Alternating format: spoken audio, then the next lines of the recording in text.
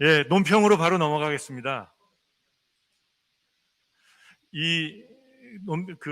곽 신부님의 주제 발표에 대한 논평이 되겠는데요. 논평을 해주실 분은 서울대교구 조재현 비호 신부님이십니다. 이 조 신부님이야말로 서울대교구 청소년 사목의 전설이라고 할 수 있습니다. 오랫동안 사제 생활 내내 청소년 사목에 투신하면서 끊임없이 노력하고 창의력을 바탕으로 새로운 비전을 제시해 주셨는데요.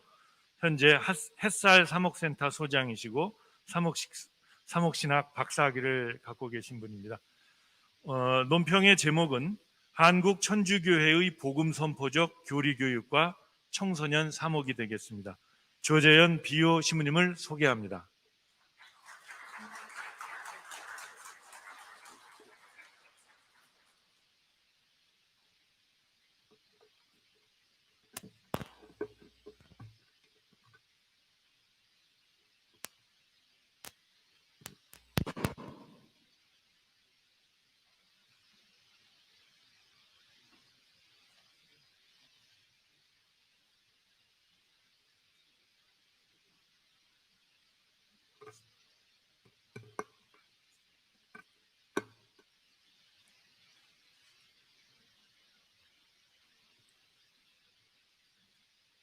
예, 안녕하십니까.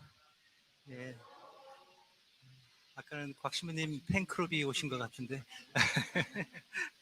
예, 아니면 오늘 팬클럽으로 가입이 되셨던가.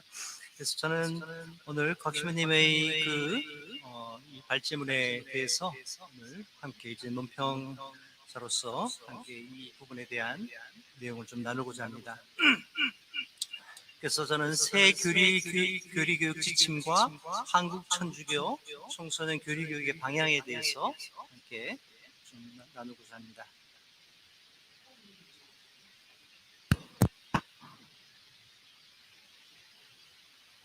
이걸 눌렀는데도 안 되네. 안 되는데.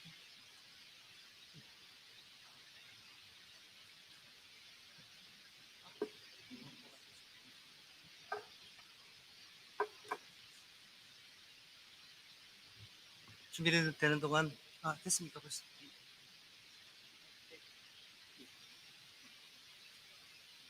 이 새로운 이 교리교육 지침의 이 새로움이 있는데 이것은 그러니까 97년까지는 주로 이제 성직자성에서 이 총지침서가 발행이 됐고 이번에는 아까 이제 정신철 주교님도 잠깐 언급하셨지만 새복음화 촉진평의회에서 이것을 발행했습니다. 그러니까 이것을 발행한 주체가 좀 틀린 것이죠.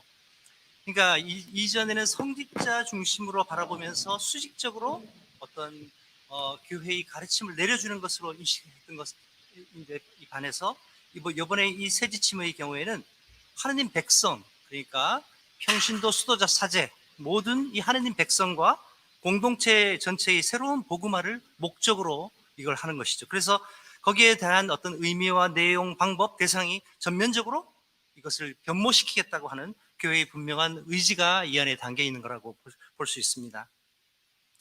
사실 한국 교회의 이 코로나 팬데믹 이전 상황을 보게 되면 우리 교회는 이미 벌써 공동화 현상으로, 청소년 공동화 현상으로 이미 접어들었었죠. 2000년대 초부터 시작해갖고 우리는 제일 먼저 고등학생들이 교회에서 사라지기 시작합니다. 그리고 고등학생이 없으니 그 다음 단계 이제 20대 청년들이 점점 수가 줄기 시작하고 역동이 이제 줄어들기 시작하고요. 당연히 고등학생이라고 하는 이 모델이 없을 때, 선배들이 없을 때 중학생들도 이제 사라지기 시작하죠. 이게 뭐 여러 가지 사회 현상과 또 아니면 출산율 뭐 이런 것과 연결되어 있습니다. 그리고 점차적으로 30대 청년이 또 사라지기 시작합니다. 그리고 초등부 고학년들도 이제 학업이라든가 이런 사회 현상과 맞물려 갖고 사라지기 시작했는데, 그런데 이렇게 젊은이 공동화 현상이라는 게 이제 교회와 사회 전체가 유기적으로 연결되어서 발생한 문제였기 때문에 사실은 청소년 사목 분야라고 하는 한 어떤 이러한 특수 분야죠. 어떤 면에서 보게 되면 이 분야의 어떤 종사자들, 그러니까 사목자들이나 거기에 헌신하는 봉사자들이 분투만으로는 이 흐름을 변화시키기가 어려운 것이었죠. 그래서 2000년대 후반에 2000년대 2020년 아니 2010년 후반대에 들면서 교회 전체 다른 세대 이제 젊은 가정들에도 이것이 이제 번지고 있는 겁니다. 그러면서 이제 코로나 팬데믹을 맞이하면서 이제 그 어린이와 그들의 부모 세대마저도 이제 교회를 떠나는 이런 추세를 지금 보이고 있습니다. 이게 이제 코로나가 이제 뭐 마스크를 벗는다고 하지만 그러나 다시 복귀할 것인가? 글쎄 이것은 그야말로 이제 심각한 위기 상황에 놓이게 됐습니다. 그래서 이제 이러한 이 새롭게 전환돼야 할 이런 필요성을 우리가 지금 느끼고 있을 때 사실은 이런 이 교리교육 새 지침이 이제 나오게 된 거죠. 이런 상황에서 이그 곽시무님의 연구는 이 포스트 코로나, 이제 위드 코로나로 이제 이 명명을 했는데요. 진입하면서 우리 교회가 나가야 할 방향성을 다시 좀 더 명료하게 이것을 좀 제시한 것 같고요. 그리고 또 우리 교회가 다시금 신발끈을 조여맬 수 있게 도운 것만으로도 사실은 큰 의의가 있습니다. 왜냐하면 뭐 이따가 다시 한 번 더 말씀드리겠지만 청소년 사목 영역과 교리 교육의 영역이 그렇게 협업을 한 적이 별로 없는 것 같아요. 이번에도 저는 사실은 오랫동안 이 청소년 사목의 영역 안에서 이제 사목 신학적인 이 관점에서 이것을 많이 봤지만 그러나 교리 교육학자가 함께 이렇게 콜라보로 이렇게 같이 한 것은 아마 처음인 것 같습니다. 그래서 이번에 교리교육 주교회의 교리교육위원회 또 미래사목연구소 또 도모스코 영성 살레시오 회의 연구소의 이러한 특별히 이런 노력들을 저는 굉장히 기뻐하고 또 이 부분에 대해서 앞으로도 좀 더 이러한 서로의 협업을 통해서 교회의 이런 성장과 또 교회의 이런 발전을 좀 더 함께 도모했으면 좋겠습니다. 그래서 저는 논평에서 곽시무님이 새 지침에 대해서 분석한 내용과 함의를 도출한 그 의의를 먼저 살펴보고 그리고 현장의 사목자로서 또 사목신학자로서 그동안 고민하고 연구한 내용을 바탕으로 그래서 이 곽시무님의 연구를 보완하는 제언을 좀 하고자 합니다.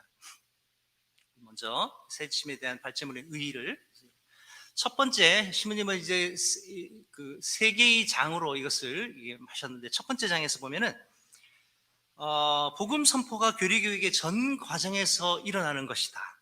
교리 교육의 궁극적인 목적은 복음화 사명을 이루는 것이기 때문에 교회의 교리 교육은 특별히 복음 선포적 교리 교육이어야 한다는 이러한 이 새 지침의 표현이 특별히 이러한 표현과 더불어서 그 내용과 의미에 저는 주목합니다.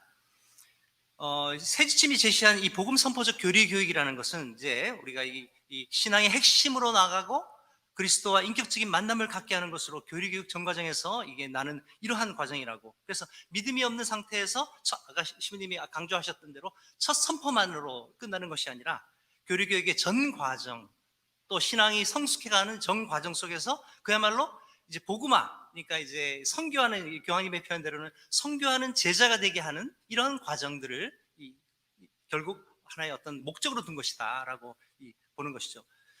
그래서 그동안 사목의 영역과 교리 교육 영역에서 이제 분리된 관점이 있습니다. 사목의 영역에서 교리 교육은 이게 너무 지식적으로 가르치는 이거 아닌가 이게. 그리고 뭐 많은 시민님들도 그런 얘기 하지 않습니까? 주일학교 아이들이 지나가고 있으면 야 너 사도신경 한번 외워봐. 못 외우면 교사나 이제 보다 시민님 뭐 수행이 혼나고 뭐 이런 얘기들이 전설적으로 우리 사목 현장에서 있어 왔죠. 그러니까 지식 위주 아니면 교리의 어떤 도구마 이런 부분으로 그래서 교리 교육은 필요하긴 하지만 그들을 청소년들을 이끌어들이기에는 지루한 것으로 이게 보았습니다. 그래서 사실은 사목에 이러한 많은 요소들이 있는데 교리 교육이 거의 대다수로 하니까 너무 지루하다, 재미없다. 그래서 지금까지 했던 여러 가지 이러한 부분들을 이러한 관점으로 바라본 것이죠. 그리고 교리 교육의 영역에서도 청소년 사목은 청소년들에게 이게 너무 놀이나 흥미 위주, 또 때로는 청년들에게 올라가면 술 마시는 것, 이런 활동들을 중심으로 해서 청소년들을 젊은이들을 교회로 많이 모아들이는 것으로 바라보는 관점이 많았습니다. 그런데 새 지침이 제시한 복음 선포적 교리 교육이라는 것은 결국은 이것을 통합했다. 발전문을 통해서 신부님이 제시된 이 복음 선포적 교리라는 이 개념을 다시 우리가 이것을 살펴볼 때 이 개념을 통해서 사실은 지금까지 있어 왔던 교육의 영역과 현장에서의 그리고 사목 안에서의 청소년 사목이라고 하는 이 영역이 기존에 충돌되고 있었던데 이것을 통합했던 이 통합하는 의미가 이 안에 분명히 드러나고 있습니다. 그래서 저는 이 새 지침을 통해서 이제부터 교육과 청소년 사목은 다른 것이 아니다, 같은 것이다 하는 신부님의 관점에 대해서 굉장히 아주 긍정하고 또 좋은 어떤 포인트라고 얘기할 수 있습니다. 제가 이 도표를 만들어 왔는데요. 이것은 이제 이번에 아까 이제 정시철 주교님도 계속 강조하셨듯이 이제 우리 교회는 한국 청소년 사목 지침서를 이걸 봐야 한다. 저도 한 20년 전부터 이것을 만들기 위해서 애써 왔습니다.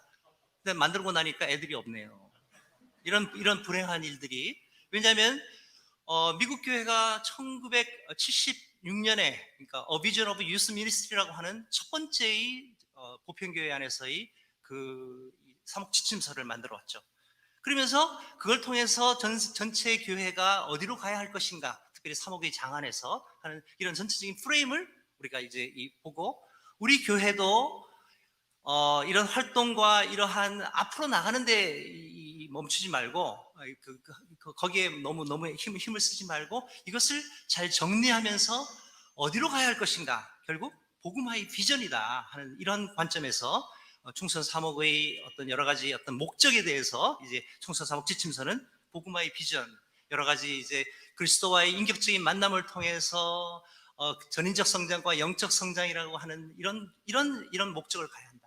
두 번째 이 부분들은 청소년들에게 공동체 안에서 주도적인 활동을 할 수 있게 그들을 밀어줘야 한다. 또 청소년들이 현대 세계에서 예수 그리스도의 제자직을 살아갈 수 있게끔 이걸 해야 한다. 결국 누가 해야 하는가? 청소년 사목 지침서의 주체는 교회입니다. 그러니까 일반적인 사제나 수도자들을 얘기하는 게 아니라 교회가 해줘야 합니다.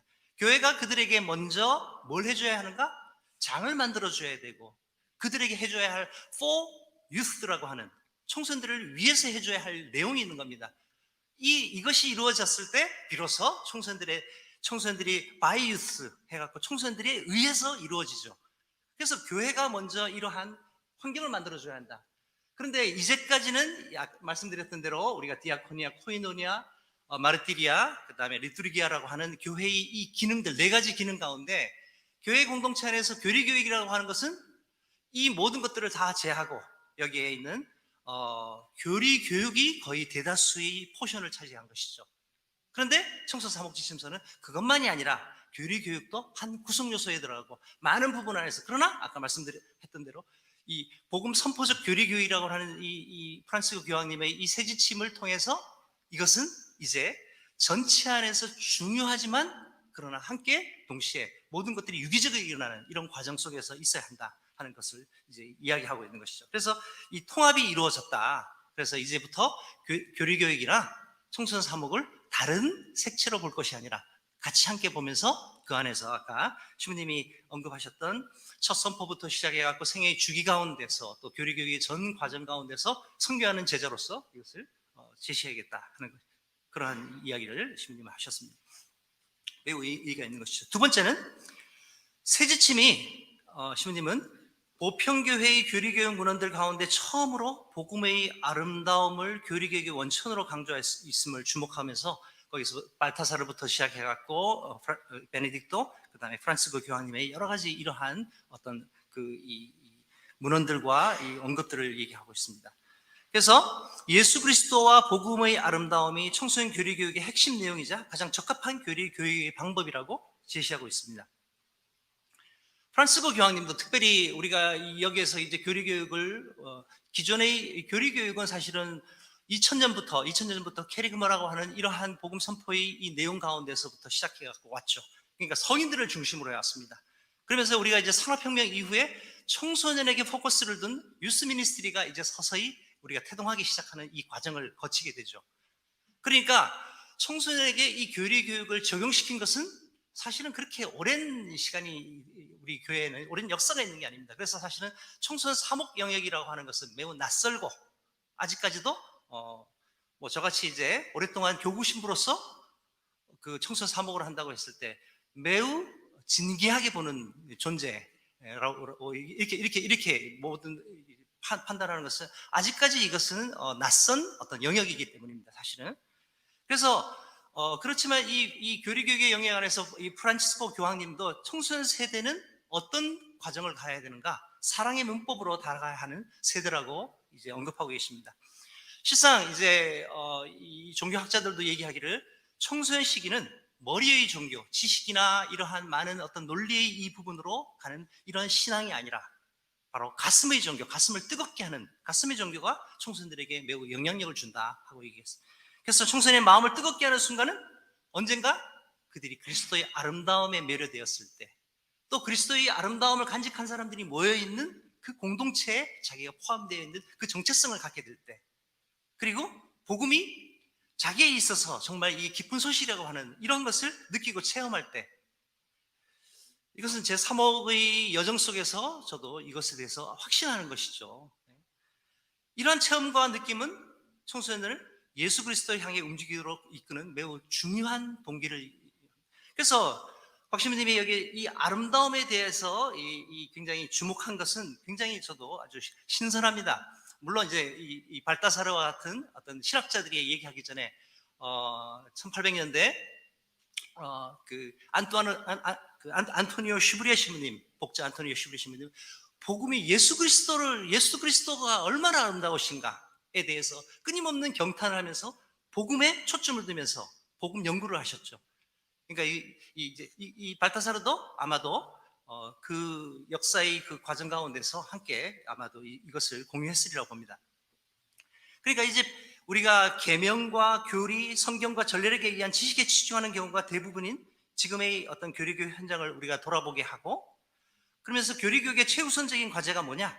아름다움의 원천이신 그리스도를 만나게 하는 것이다. 굉장히 저는 좋은 지적이고 이것은 사목에 꼭 필요한 지적입니다. 이따가 제가 제안할 때 말씀드리겠지만, 세 번째, 곽시민님은 세지침이 모든 세례받은 이들이 각자가 새로운 방식으로 이 복음화의 주역이 되어야 한다는 것을 강조하고, 교리교육의 대상자로 여겨졌던 이들을 이제 수동적 대상자가 아니라 능동적 주체로 이제 우리가 전환해야 한다는 것을 이제 다시 세지침을 통해서 지적하고 계시죠. 이러한 청소년이 이제 복음화의 주체라는 세지침의 이 선언은 사실은 성령께 교회 쇄신을 의탁하는 의미로서 청소년 스스로 신앙의 자유로운 주체가 되게 하라는 의미를 담고 있기 때문에 전 세지침의 새로운 면이라고 발제자는 시모님은 밝히고 있습니다. 사실은 하츠레더라고 하는 이러한 그 이론이 있습니다. 이게 그러니까 하츠라고 하는 사다리 이론인데, 이것은 이제 어떻게 하면 청소년들에게 empowerment, 권한을 위임할 것인가에 대한 수순을 밟는 것이죠. 그러니까 가장 아주 이 초기 단계에서부터 시작해갖고 청소년들이 주도적으로 할 수 있는 단계, 이 과정을 설명하고 있는데, 사실은 우리 교회가 청소년들을 명목상으로 앞세우고 청소년 사목이 중요하다고 저는 주임들에게 엄청 많이 얘기를 들었지만 예산을 책정 안 해주시더군요. 무슨 얘기입니까? 돈 있는 곳에 당신의 관심이 있는 것이죠. 또 그렇다면 사람들을 그 안에서 어떻게 역동적으로 일할 수 있는 환경을 만들어주고 해야 하는 것인가. 이제 그렇지만 우리 교회도 마찬가지고 사회도 마찬가지지만 이것은 아직까지 교회는 사회 문화의 영향을 받기 때문에 사회가 갖고 있는 이러한 흐름을 우리도 벗어나기가 쉽지 않은 것이죠, 이게. 그래서 좀 더 시간이 좀 필요한 것 같습니다. 어쨌든 한국교회의 청소년 사목은 명목상으로 청소년들을 내세우는 경향을 보이고 있습니다. 그러니까 매우 초기적인 이 단계에 있는 것이죠. 그래서 이러한 우리 교회의 모습을 성찰케 합니다, 이 박신부님에게. 그래서 한국교회가 복음화 주체로서 청소년에 대해서 진정으로 신뢰를 두고 있는지, 청소년을 참 그리스도 신앙인으로 양성하려고 하는 의지가 있는지, 안타깝게도 현재는 그렇다고 긍정하기가 참 안타깝습니다. 좀 더 시간이 더 필요하겠죠. 그리고 권위주의적인 방식이 아니라 청소년 스스로 복음의 기준을 두고 삶의 여러 다양한 경험을 식별할 수 있도록 그들의 신앙 여정을 동반하는 참된 동반의 예수를 보여주는 교리교육의 전환을 촉구하고 계십니다. 그래서 신부님의 이 발제문을 좀 더 요약하게 되면은 세 가지 이 부분을 보겠습니다. 구조와 내용과 방법이라고 하는 것. 우리가 from A to B로 이렇게 보면은 구조가 있어서 지금까지는 유지, 운영, 관리 중심에서 선교 중심으로 이것이 전환되어야 한다. 그래서 교회가 지금까지는 먼저 다가오려는 움직임이 없이 청소년들에게 가려고 하는 움직임이 없이 청소년들이 오기만을 기다렸던 이러한 어떤 그 유지, 운영, 관리 중심에서 세례받지 않은 교회 밖으로까지도 가야 한다. 이 이야기를. 그러니까 아이들을 찾아 나서라. 청소년들을. 그 다음 내용에 있어서도 지금까지 우리가 교리 교육의 내용 아니면 뭐 신부님들이 어린이 미사, 청소년 미사 또 아니면 뭐 일반적인 미사도 마찬가지지만 강론에서 도덕적인 종교적인 의무만 강조하는 내용들이 많죠. 아름다움에 얘기하지만 뭐 많은 어떤 재밌는 강론도 많지만 그러나 그 내용들을 잘 보게 되면 그리스도는 빠져 있는 경우가 많습니다. 당신 얘기 아니면 일반적인 잡다한 이야기들, 교회의 여러 가지 지식들 이 총체로서의 강론이 질비한 것이죠. 그래서 아까 제가 언급했던 안토니오 시브리 신부님은 복음을 얘기해라. 예수 그리스도의 눈빛을 얘기하고 예수 그리스도의 마음을 얘기하고 예수 그리스도의 그것을 그 안으로 들어가라 하고 그래서 당신이 했던 복음 연구를 끊임없이 강조하신 거죠. 그래서 그리스도의 아름다움으로 정해라 하는 것이 그래서 저는 아까 이제 미학적인 관점의 이 부분을 넘어서서 이제 이 신학이 예수 그리스도의 아름다움을 전해주는 핵심이다 하는 이 관점에 대해서 매우 굉장히 이 세지침에 대해서 감동하고 있는 부분이죠. 그래서 예수 그리스도의 복음의 아름다움을 보고 느끼고 깨달아서 이것을 그 예수님의 그 아름다움의 그 눈빛, 예수님의 그 미소, 예수님의 그 어떤 손짓 이 모든 것들을 보고 경탄할 수 있는 것. 방법은 권위주의적인 어떤 교사로서의 모습이 굉장히 많죠. 이 카테키즘이라고 하면 계속 교리교사. 용어가 별로 이렇게 옛날부터 제가 뭐 교구 책임자를 할 때부터 마음에 안 들었어요. 그래서 어떻게 그때도 동반자라고 하는 얘기도 많이 했고, 애니메이터, 뭐 파실리테이터, 뭐 이런 얘기를 많이 했는데, 근데 뭐 일반적으로 이미 벌써 교리교사라고 딱 고정됐기 때문에 아무리 바꾸려고 해도 안 바꿔지더군요. 그런데 너무 반가운 것은 교황님께서 동반하는 촉진자로서의 이 모습.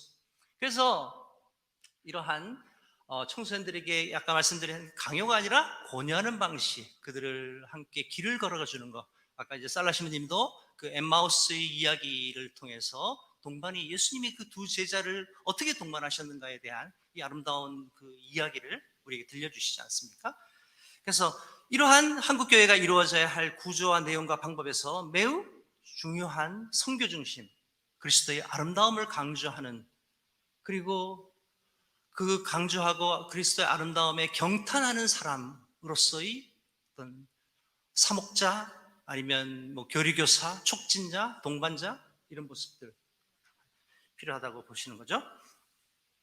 그래서 저는 이제 이 복음 선포적 교리교육과 한국 청소년 사목을 위한 나름대로의 제 경험을 통한 제안을 하게 되면 세 가지 부분을 말씀드리고 싶습니다. 먼저 신부님의 이야기를 긍정하면서도 동시에 좀 보완하고자 하는 것은 환경에 대한 이야기입니다. 환경. 왜냐하면 청소년의 신앙을 북돋기 위해서는 청소년이 삶에서 신앙을 받아들이고 성숙시켜가는 과정. 아까 이제 복음 선포적 교리 교육이라고 하는 이것 굉장히 중요한 이 메시지 안에 다 들어 있습니다. 사실은. 그래서 신앙이 없는 상태에서 선교하는 제자로 나가는 이 여정. 그러나 이 과정을 이해하고 특별히 포커스를 청소년들에게 맞췄을 때 성인들은 좀 다른 면모들이 많습니다. 그러나 청소년들은 매우 그들의 시기적인 문제와 결합되어 있죠. 그래서 이 환경을 만들어줘야 합니다. 저는 이 파울라라든가 여러 가지 어떤 신앙의 단계를 설명한 학자들이 많은데 미국의 종교학자 존 웨스트홉 3세라고 하는 종교학자가 있는데 이 사람이 얘기했던 신앙의 단계가 매우 굉장히 설득력이 있습니다. 특별히 청소년들에게 있어서 그래서 그 학자의 네 가지 단계를 저는 세 가지 단계로 다시 이것을 좀 재조정했습니다. 하나는 뭐냐면 given faith, 주어진 신앙입니다. 두 번째는 주어진 신앙을 이제 주어진 거죠. 그러니까 그리고 자기가 받아들이는 단계에 왔습니다. 그리고 맨 마지막에는 주체적인 신앙은 자기가 선택하는 단계라고 이 과정에 대해서 첫 번째 이 주어진 신앙의 단계는 부모가 자녀에게 신앙의 환경을 조성해 줘야만 하는 단계입니다. 주로 이제 영유아기나 아동기에 시작되죠. 동시에 청소년기도 마찬가지입니다. 부모의 주도권 하에 있을 때 이 아이들은 주어진 신앙. 그래서 부모 자체가 자녀 신앙에 있어서 1차적인 환경입니다. 만약에 부모가 이 부분에 대해서 거부하거나 미온적인 태도를 보이게 될 때 아이들은 신앙생활을 계속 영위하기가 쉽지 않습니다. 특별히 오늘같이 똑똑한 부모들을 둔 이 아이들의 경우에는 더욱더 마찬가지죠. 부모가 이 아이의 결정에 지대한 영향을 미치고 있는 것이죠. 제가 자랐던 시기만 해도 부모하고 상관없이 성당에 다녔던 것 같아요. 부모가 신자든 아이든 뭐 부모가 성당에 나가지 말라 그래도 우리는 친구가 좋아서 나갔어요. 그러나 지금 세대는 부모의 주도권, 그래서 부모 주도적인 학습이라고 하는 이 표현도 있듯이 부모의 이런 주도권에 대해서 매우 강한 것이죠. 그래서 부모는 가정에서 신앙의 분위기를 형성하고 자녀의 신앙교육과 미사, 공동체의 참여를 촉진하는 주도자입니다. 이 부모가 1차적인 신앙을 주어야 합니다. 이게. 그리고 두 번째 단계에 있어서 받아들이는 신앙의 단계에 보면 이미 부모나 혹은 다른 경로를 통해서 성당으로 초대된 어린이들과 청소년들이 성당에서 특별히 이제 우리가 아동기에는 단짝 친구가 굉장히 중요한 영향을 미치지 않습니까? 삶에. 그 다음에 청소년기에는 또래 집단, 또래 그룹이. 그리고 더 큰 공동체인 청소년 공동체, 본당 공동체, 청년들과 함께 있는 공동체, 상호작용을 하면서 자연스럽게 복음을 받아들이는 단계입니다.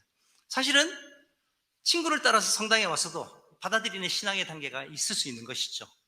우리가 이제 첫 번째 단계, 두 번째 단계, 세 번째 단계를 우리 잘 하게 되면 우리가 디모테오처럼 좋은 가톨릭 가정에 자란 아이들의 경우에는, 자란 사람들의 경우에는 이게 1단계, 2단계, 3단계를 그대로 거치겠지만 그러나 친구에 의해서 소개받아서 성당에 오는 아이들도 있죠. 그 아이들의 경우에는 두 번째 단계. 이때 이제 2단계에서 이 아이들은 성당에 와서 아이들과 놀고 그래서 존 웨스트 홉은 뭐라고 하냐면 2단계에 있어서 우리가 친구를 만나러 오는 신앙이다. 아이들의 신앙은. 애들이 그리스도를 만나러 오는 신앙이 아니다. 거기서부터 시작한다. 그러니 그 친구들이 이런 환경을 잘 만들어주고 이것을 해야 한다 하고 이야기하고 있죠. 저도 사목의 이 체험을 통해서 이게 없었을 때 아이들은 그 이상으로 나가지 못합니다. 아까 이제 첫 복음 선포를 받았는데 두 번째, 세 번째, 네 번째 계속 회심을 통해 갖고 이 복음 선포가 자기 안에 자리를 잡아야 하는데 이 과정으로 가지를 못하는 것이죠. 그러면서 이 단계 안에서 친구들과 관계 맺고 교리교사, 사제, 수도자 또 공동체의 사람들 영향을 받으면서 교회의 문화와 복음을 수용하는 단계를 하게 돼요. 그래서 첫 복음 선포가 이 두 번째 단계에서 이루어지는 아이들도 있는 것이죠. 이게. 그리고 이러한 과정을 거친 아이들 가운데 이제 세 번째 단계, 이제 on the faith라고 하는 주체적인 신앙의 단계로 가게 되는 것이죠. 여기에서 이제 이 아이들은 성당에서 미사를 드리면서 복음을 듣고 피정, 교리, 이런 여러 가지 캠프 이런 걸 통해서 뭘 받냐면 자기 자신의 회심의 순간을 맞이하게 됩니다. 예수 그리스도와의 만남, 그게 어떤 방향으로, 어떤 방식으로 이루어지는지 아무도 몰라요. 저는 제가 한 연수를 하게 되었을 때 중학생들, 고등학생들을 데리고 한 300명, 400명 정도 아이들과 함께 한마음 수련장에서 그리고 난 다음에 저녁 때 떼지 기도를 같이 하면서 있었어요. 들어가 자라고 이제 그리고 한 15분, 20분 정도 기도하고 아이들과 함께 십자가 친구를 하면서 거기 있었죠. 그리고 더 머물 사람은 더 머물고 가서 잘 사람은 잘하고 새벽 2시, 3시까지 애가 가지 않는 거예요. 봉사자들이 죽으려고 그래요. 시민님 어떻게 하면 좋아요? 그 이콘 앞에서 중학교 3학년, 2학년, 고등학교 1학년 아이들이 외우는지도 몰라. 난 그 다음날 물어보니까 너 왜 울었니까 자기도 몰라. 아까 시민님 말씀하셨던 대로 보고 예수 그리스도의 아름다움에 감동한 거죠. 물론 떼제 음악도 매우 아름다워요. 또 그 분위기도 또 그렇죠.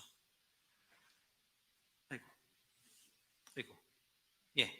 그래서 그래서 이러한 과정 속에서 회심의 순간을 맞게 됩니다. 그러니까 이때 이 아이들은 자신의 신앙 정체성을 고민하고 예수 그리스도의 인격적인 만남에 이러한 과정을 겪게 되는 거죠. 그러면서 이 받아들이는, 그러니까 이제 뭐 그냥 듣고 하면서 이렇게 내가 그렇구나 하고 받아들이는 단계에서 자기가 이제 이것을 자기만의 신앙의 선택하게 되는 이 과정을 거치게 돼요. 그렇지 않은 아이들은 또다시 거기서 이탈하겠죠. 뭐 냉담을 하거나 아니면 어떤 부분들.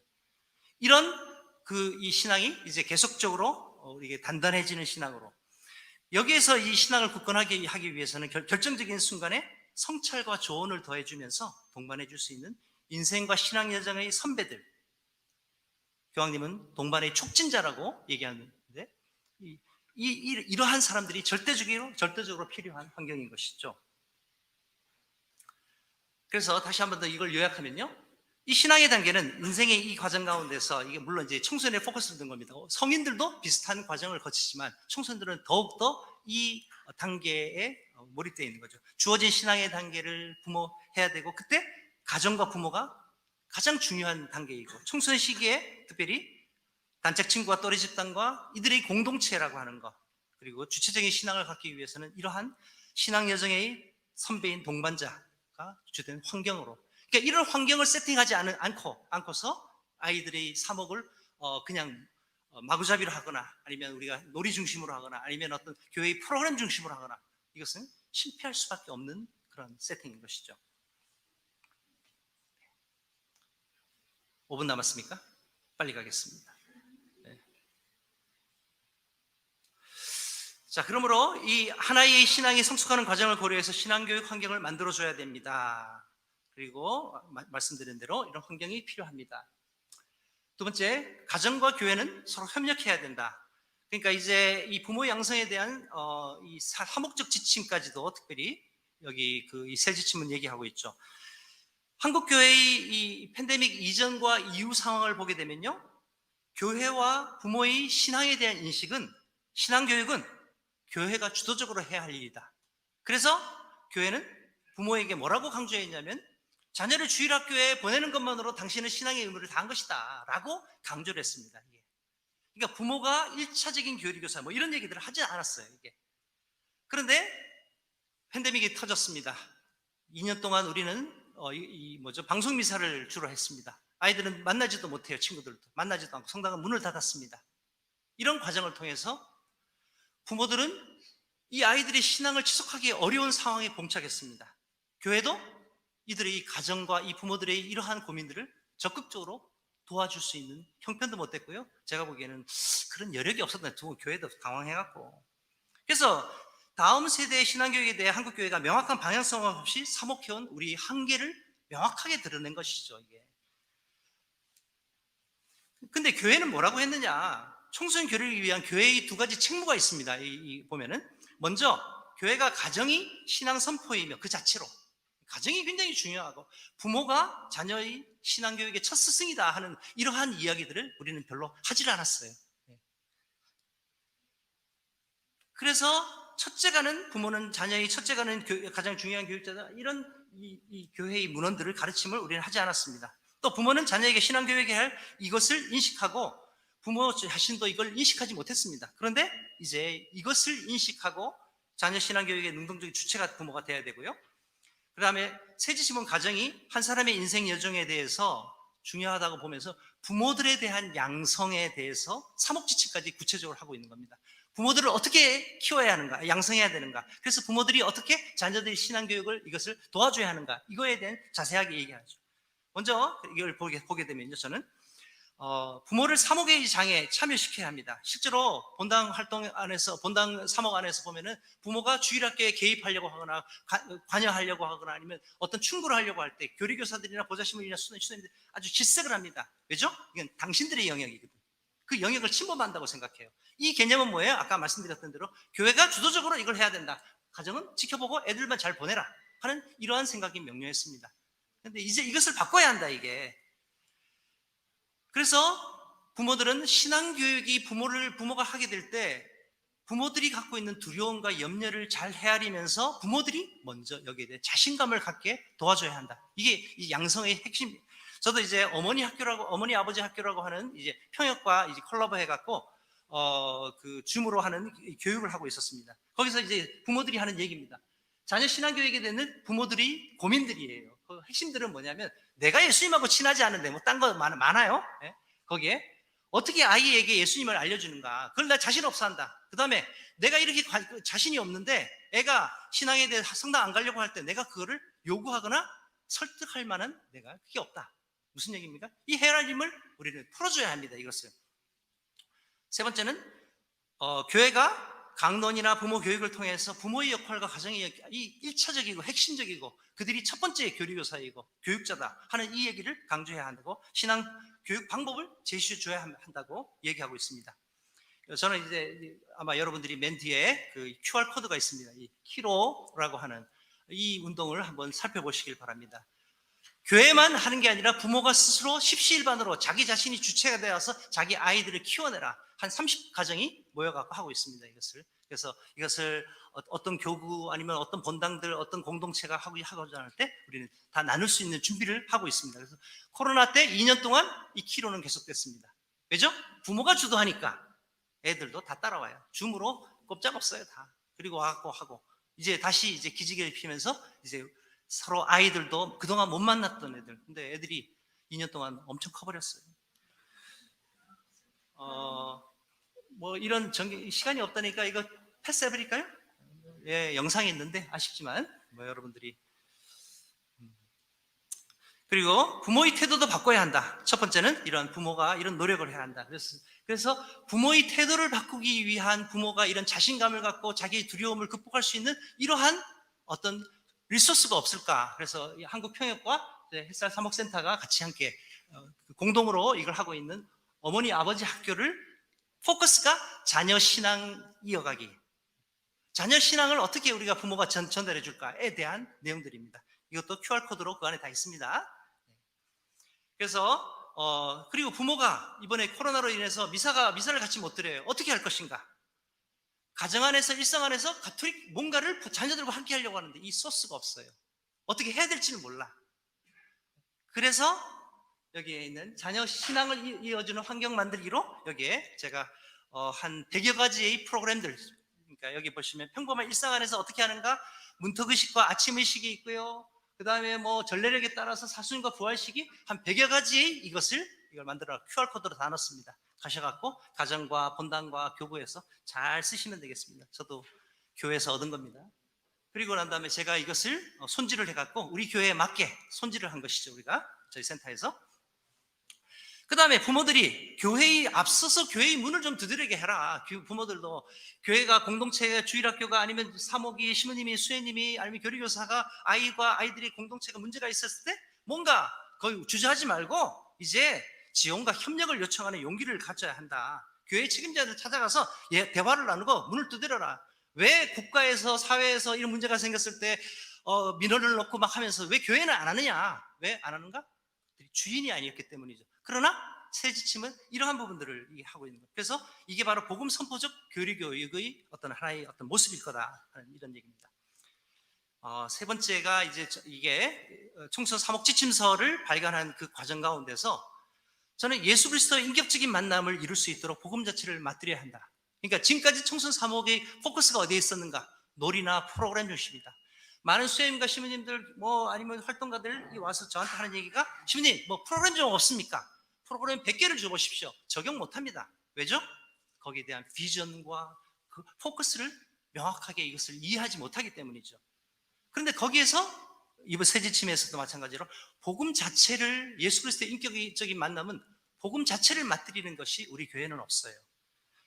사목지침서를 발간하는 준비 과정에서도 직접 연구에서 보면요, 그리스도가 없는 신앙에 대해서 지적하고 있습니다.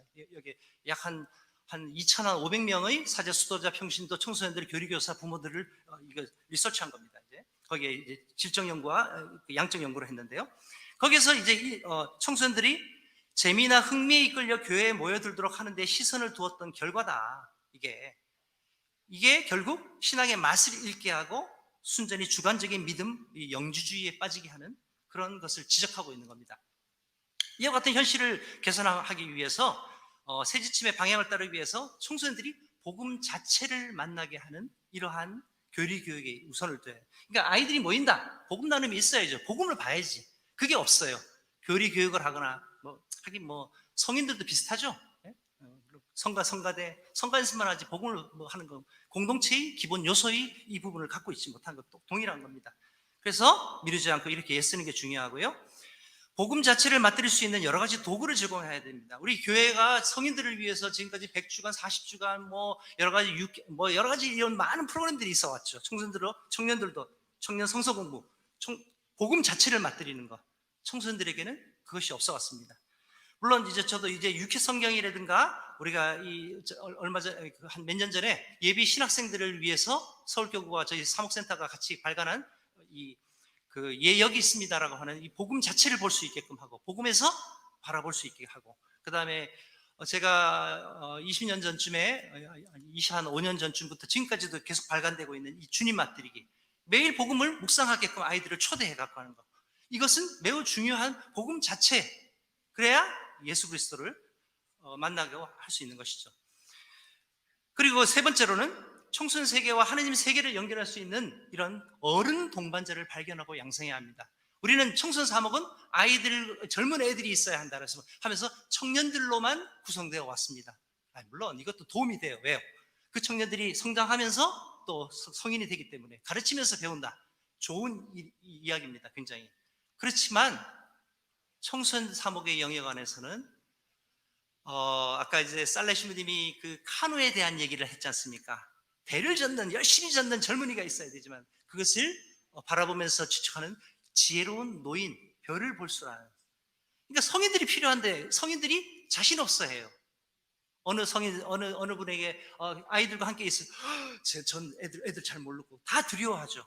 이런 사람을 양성해야 합니다. 청소년 세계와 교회의 세계, 하느님의 세계에 그래도 익숙한 이 두 가지 이 부분들. 그래서 신부님이 1분 남았다고 해서 이제 거의 끝날 때가 됐네요. 한 청소년에게 신앙의 씨앗이 뿌려졌을 때 언제 꽃을 피우고 열매를 맺는지 알 수 없습니다.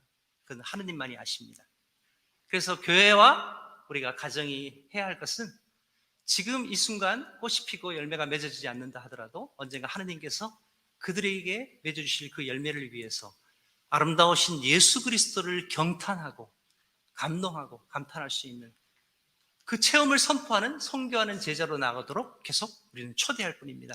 그러니까 씨 뿌리는 사람일 뿐입니다. 이게. 그래서 현재 코로나 팬데믹으로 인해서 우리 교회는 매우 모든 것이 무의미한 것처럼 자꾸 이야기하는 사람들이 많습니다. 비관하고 주저하게 만듭니다. 하지만 새지침은 영원한 새로움이신 복음 자체이신 그리스도의 아름다움으로 우리를 이끕니다. 그래서 우리가 해야 할 이 방향성은 바로 이러한 그리스도의 아름다움을 뿌리는 것. 그래서 희망을 잃지 말고 같이 함께 나가봅시다. 감사합니다.